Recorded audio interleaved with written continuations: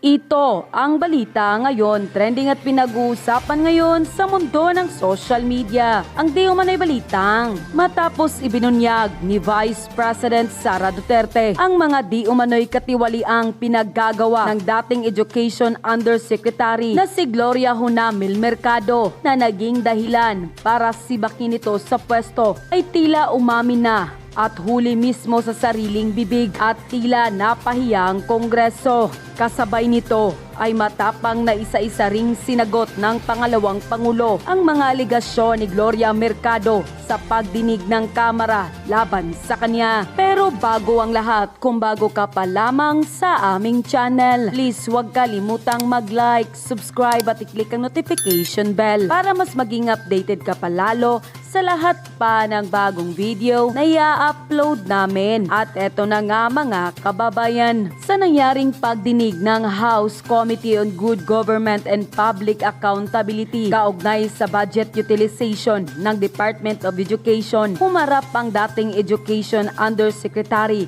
na si Gloria Hunamil Mercado na italaga bilang head ng Human Resources si Mercado noong August 2022 at nabigyan ng concurrent position bilang head ng Procurement Department noong February 2023. Sabi ni Mercado sa pagdinig, tumanggap di umano siya ng sobre na naglalaman ng tig 50,000 pesos noong 2023. Aniya ay nagmula di umano ito kay Vice President Sara Duterte noong kalihim pa ito ng Department of Education. Pero ang akusasyon na ito ni Mercado ay pinasinungalingan ni Vice President Sara Duterte at matapang na sinagot. Dapat siguro kung mag-akusa siya ng ganyan, dapat may papel siya. Tulad ng ako, pag inaakusahan ako, pag sumasagot ako, binibigay ko yung papel. Ayon pa kay Vice President Sara Duterte, isang disgruntled employee o kawani na dismayado at puno ng reklamo lamang si Mercado na kalaunan ay sinibak sa pwesto na tila taliwas sa sinabi ni Mercado sa pagdinig ng committee sa Kamara na pinag-resign siya ng Chief of Staff ng Vice na si Undersecretary Zuleika Lopez. She was let go because of loss of trust and confidence sa Office of the Secretary. Pagbubunyag pa ni VP Sara, nakastrike tuna sa kanya si Mercado dahil sa mga katiwaliang kinasasangkutan nito. Una na rito ang pag-solicit ni Mercado ng 16 million pesos sa isang pribadong kumpanya gamit ang pangalan ni Vice President Sara Duterte. Ang una niyang ginawa, nag-solicit siya ng 16 million pesos sa isang kumpanya on paper using my name without any authorization from the Department of Education. Bilang pruweba o ebidensya na magpapatunay sa ginawang anomalya ni Mercado, inilabas ng Office of the Vice President ang solicitation letter ni Mercado kung saan naka-attach pa ang mga paggagastuhan ng hinihingi nitong 16 million pesos. Kasunod nito ay isang guro naman sa Cebu ang nagsumbong kay VP Sara na may isang teacher item ang wala sa kahit saan mang paaralan sa lalawigan na pag-alaman ng pangalawang Pangulo na kinuha pala ito ni Mercado at ginawa niyang kanyang executive assistant. Nung bumalik ako sa central office, tinanong ko, totoo ba na meron tayong teacher item galing sa Region 7 na nandito sa atin? Totoo daw, nasa HR. HR pa mismo ang gumawa ng parang injustice sa teachers namin sa field. So on that second point, hindi ko na pinalampas.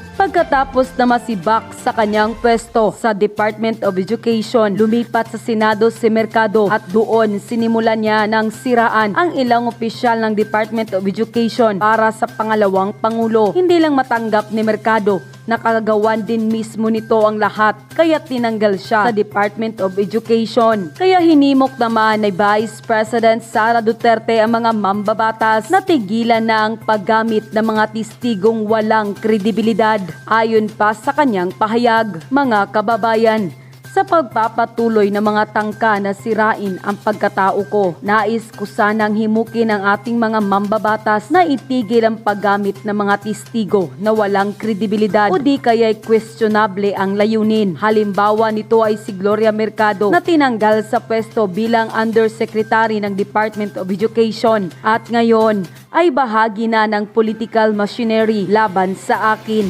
Nais ng Kongreso na paniwalaan ng mga Pilipino si Mercado at kalimutan na umamin itong masama ang kanyang loob nang mawala sa pwesto. Mga dahilan, bakit tinanggal si Mercado? Una, humingi si Mercado ng 16 milyon mula sa isang pribadong kumpanya. Malinaw na ito ay labag sa batas. Hindi rin niya ito maaring itanggi dahil may mga dokumento ito at pirmado niya mismo. Pangalawa, iginiit niya na mabigyan ng teaching item ang isang individual sa Region 7 at ginawa niya itong executive assistant sa DepEd Central Office. Makikita ang service record ng taong ito sa BHROD ng DepEd. Karagdagang dokumento tungkol sa mga asal ni Mercado sa DepEd. Minutes of Teacher Education Council meetings. Malinaw dito na sinadya ni Mercado na mantala ang appointment ng Executive Director ng TEC. Maliban sa hinaharap na kaso ng korupsyon, kilala din si Mercado sa kanyang ugaling paninira sa mga kasamahan sa trabaho, kabilang na ang kapwa matataas na opisyal ng DepEd. Sa akin mismo ay sinubukan ni Mercado na siraan ang 3 opisyal ng DepEd. Ganun pa man, sana'y pag-isipan ng Kongreso na ang walang pakundangang pagtatampok ng mga testigo laban sa akin ay maaring sumira sa buhay at kinabukasan ng mga pangkaraniwang empleyado sa DepEd at ang kanilang mga pamilya. Syukran. Unquote. Nang lumabas ang balitang ito, ay tila binalikan naman ng marami sa ating mga kababayan si Gloria Mercado at hindi mapigilang magbigay ng kanilang hinaing at komento sa mundo ng social media. At ayon pa sa kanila, hindi mananalo ang masama sa kabutihan. Nay, manahimik ka na lang po, maawa ka naman sa pamilya mo. Damay sila sa kahihiyan mo. Pati mga kadugo mo, damay din sila sa pinaggagawa mo. At kung balak man ninyong siraan ang VP Sara, siguraduhin ninyo na hindi kayo mahahanapan ng butas kasi babalik at babalik sa inyo kung ano man ang pinaggagawa mo. May kasabihan, di ba, na kung ano man ang inyong itatanim ay siya ring aanihin. Kay magtanim ka ng mabuti para mabuti rin ang aanihin mo.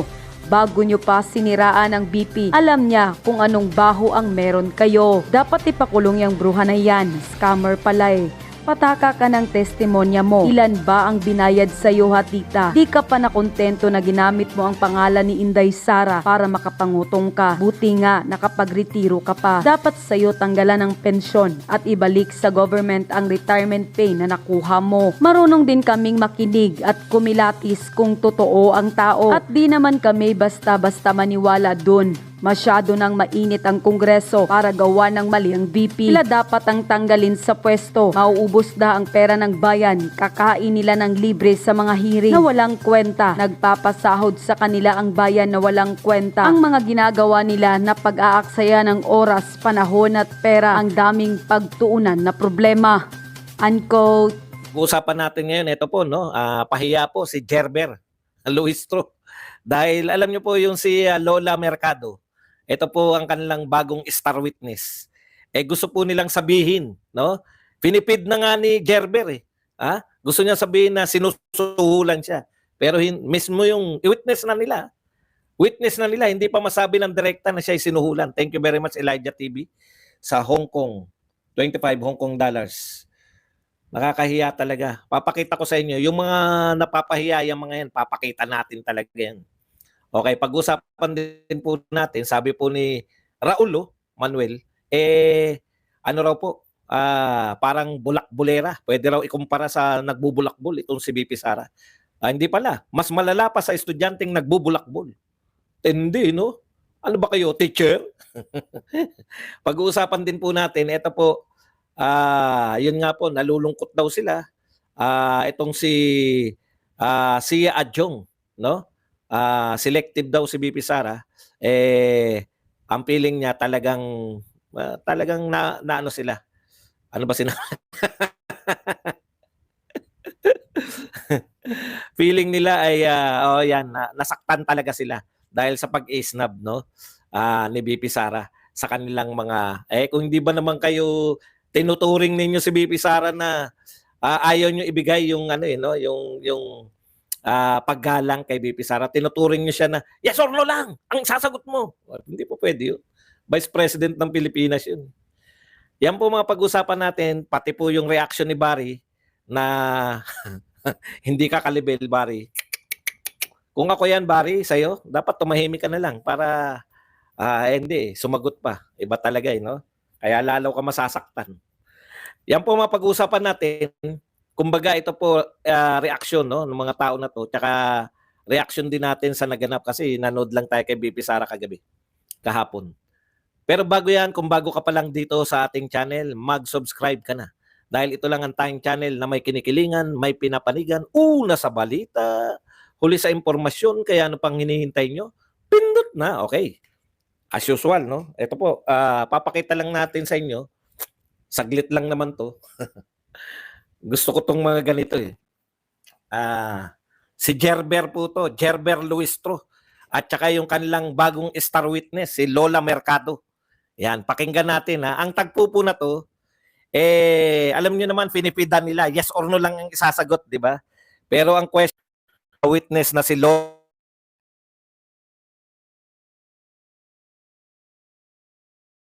BP Sara ay sinuhulan siya. Okay, pakinggan natin ang pagkapahiya ni Gerber. So, lang sa because you feel so uncomfortable. Do you confirm? Yes. And then recently you made mention na it was only once that I had this case with the ombudsman. Do you confirm? Yes, ma'am. And you also made mention that you wish to protect yourself. Do you confirm? Yes.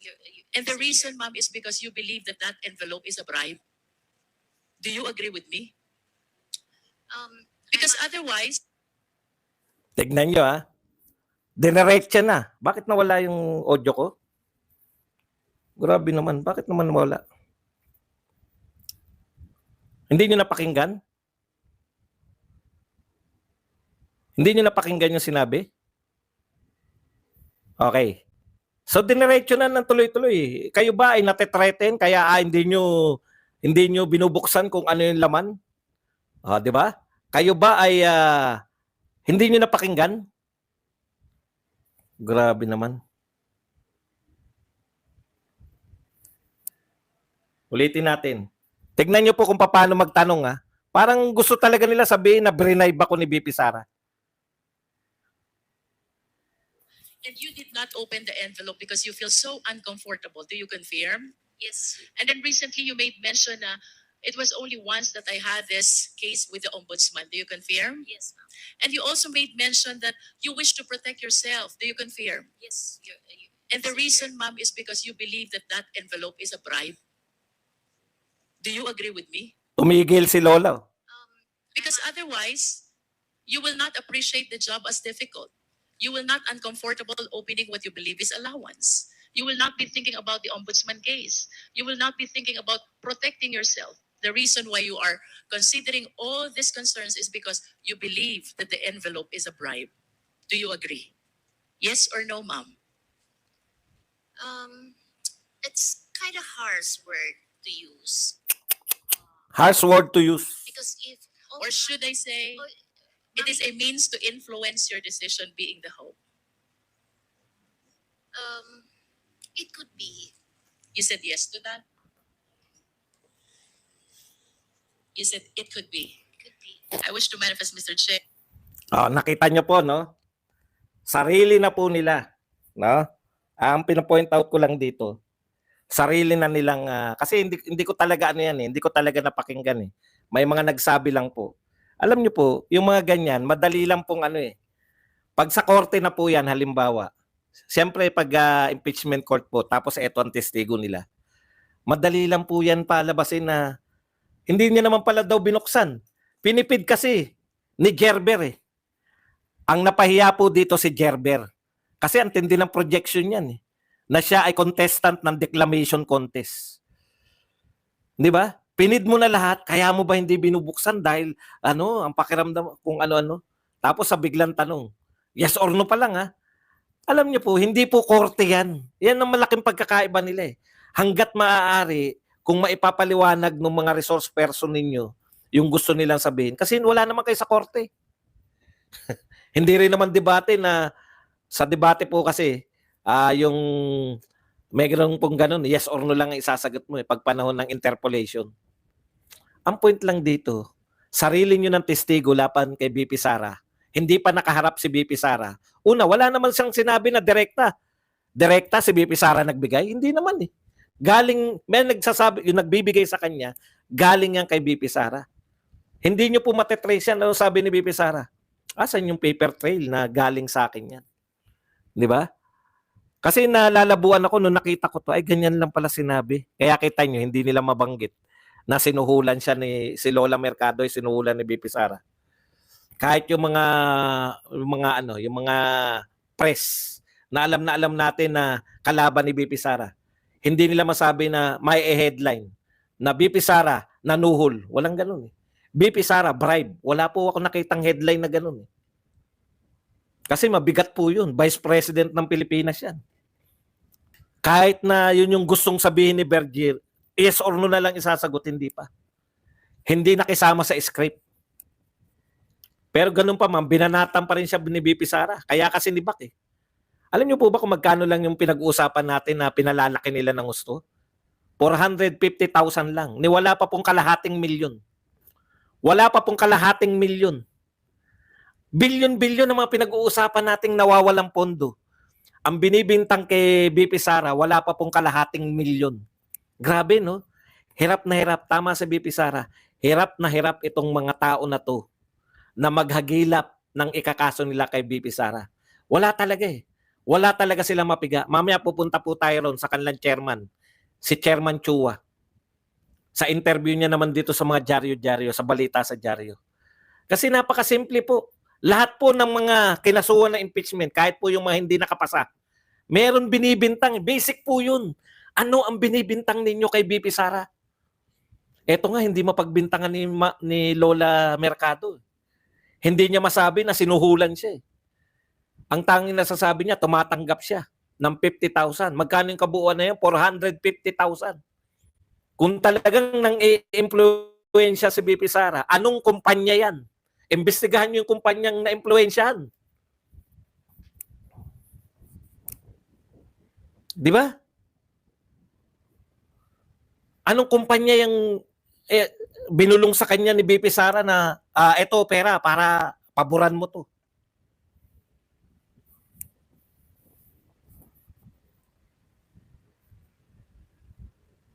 Okay.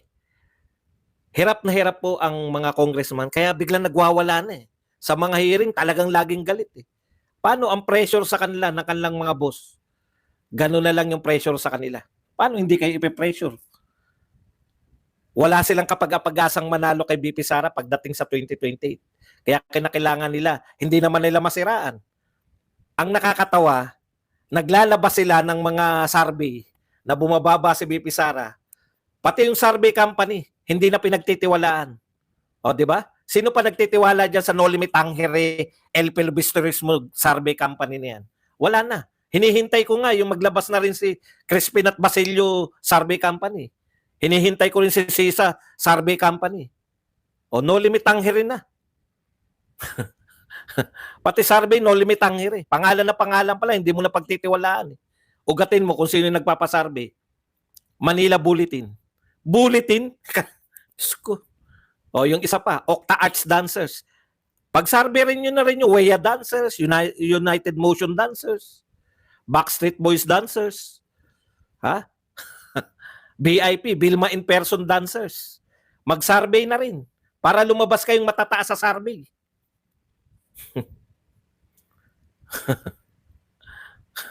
Punta tayo rito kay Barry muna. Kasi ito yung nauna rito eh. Nakakatawa to si Barry, no? Ang sagot ni BP Sara sa kanya, nung tinanong si BP Sara, di ba? Spokesperson ni Vice President Lenny na si Sir Barry, feel nila nagamit po sila. Nagamit po rin. Sa tanong kay BP Sara na nagamit, no? Di ba? Tinanong si BP Sara, ano po masasabi nyo kay Barry Gutierrez na feeling daw nila nagamit sila ni BP Sara?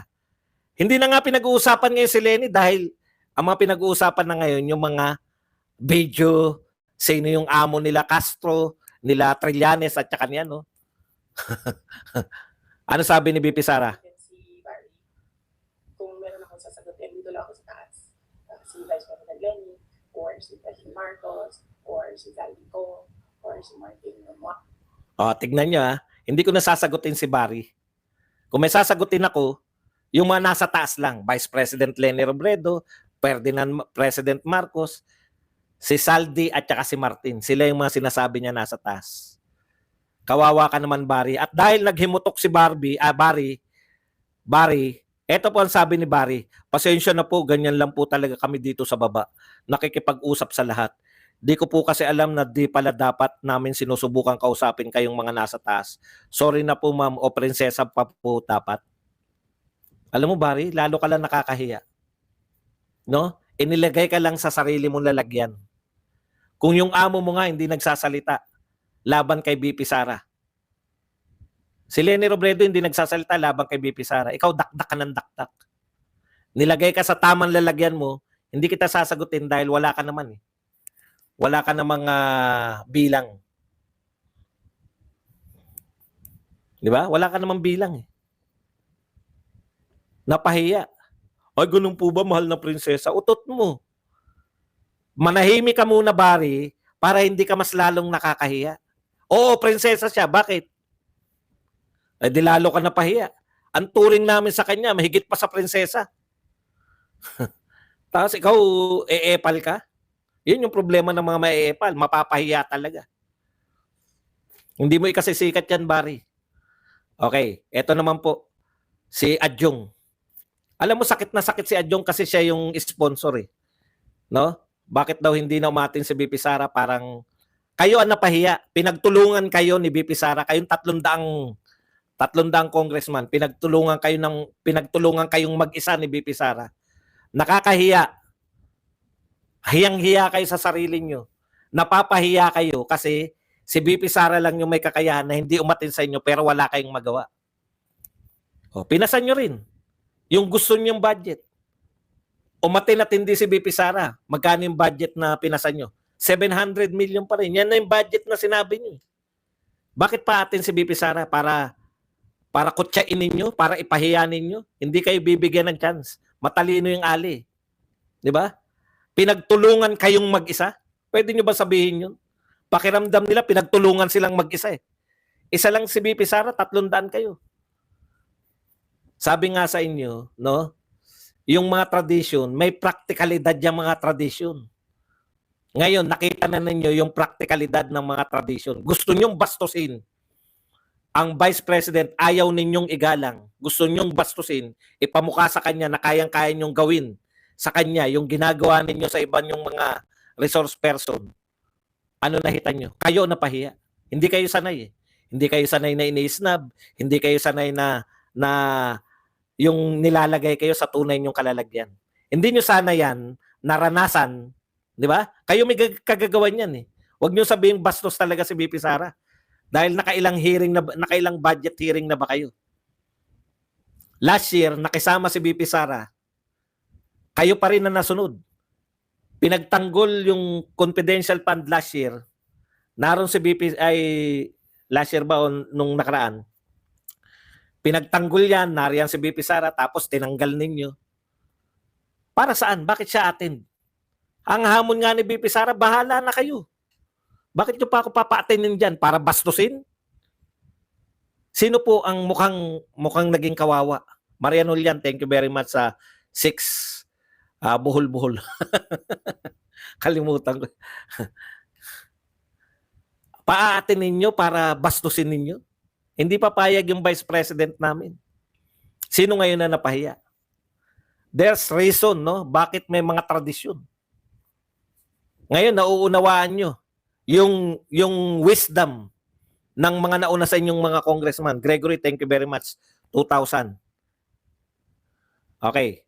Ito yung sinabi ni Adjong I would say she's really selective. Selective daw si BP Sara. Does not speak highly of an official, especially the one that is occupying the second highest court. Hindi raw yan gawain ng second highest official. Yung ginagawa nyo hindi gawain. Hindi nyo siya ginalang eh.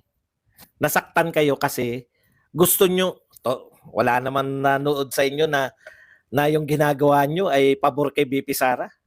Alam naman ng lahat eh. Alam naman ng lahat. Sinabi na ni BP Sara, hindi magmumula sa akin. Naghanap kayo ng ikakaso sa akin sa impeachment, pero hindi yan magmumula sa akin. Kaya siya hindi umatin. Ngayon, pilit yung pinapatin.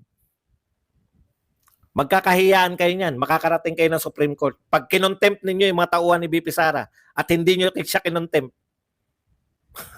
Di ba? Oh. Hanggang Supreme Court kayo niyan.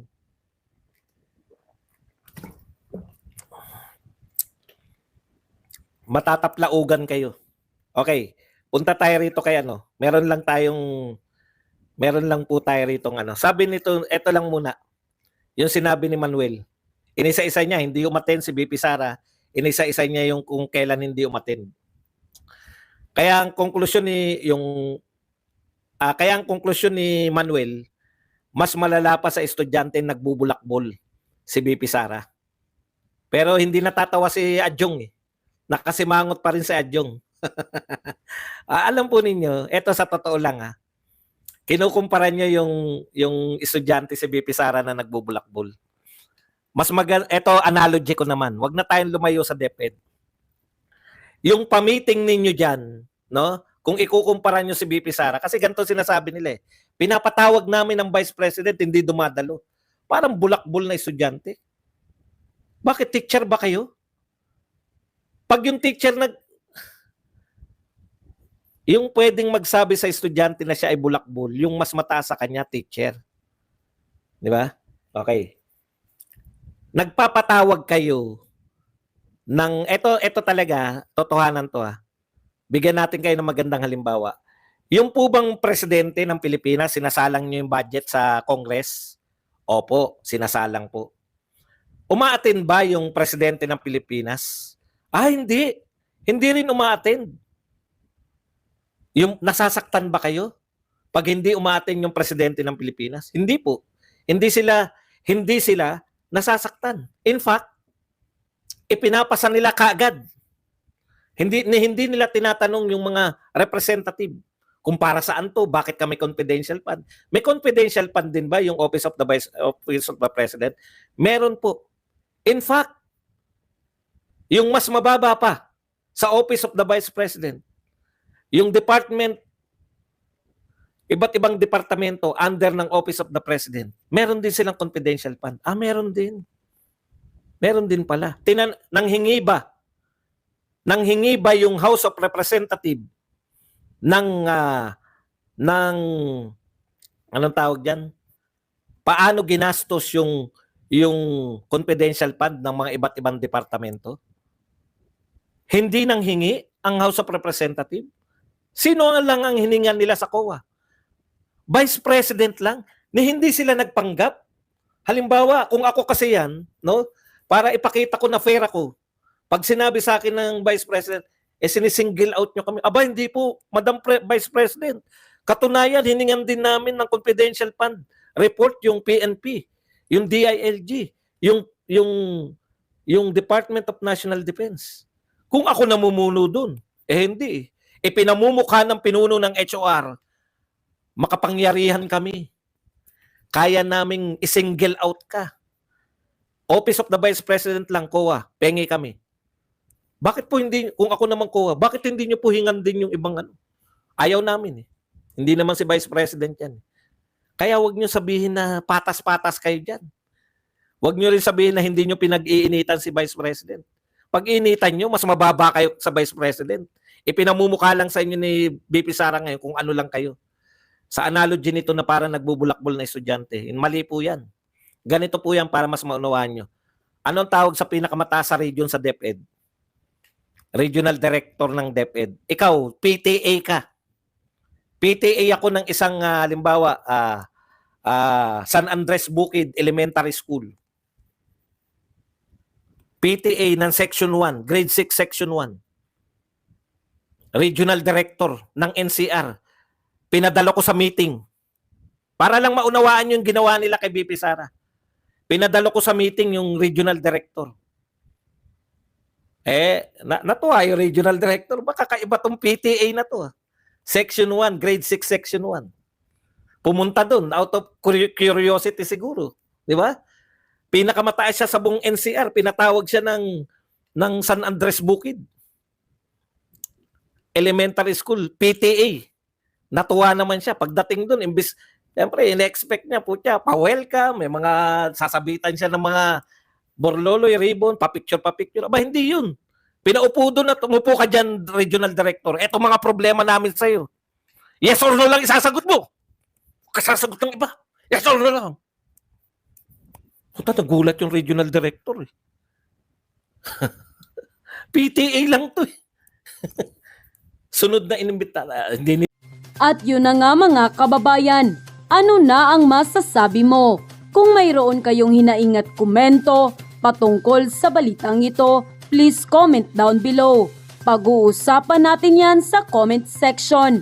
At kung nagustuhan nyo ang video, ay huwag kalimutang mag-like at i-share na din para mas marami pang makaalam at umabot ito sa marami sa ating mga kababayan. Maraming salamat po!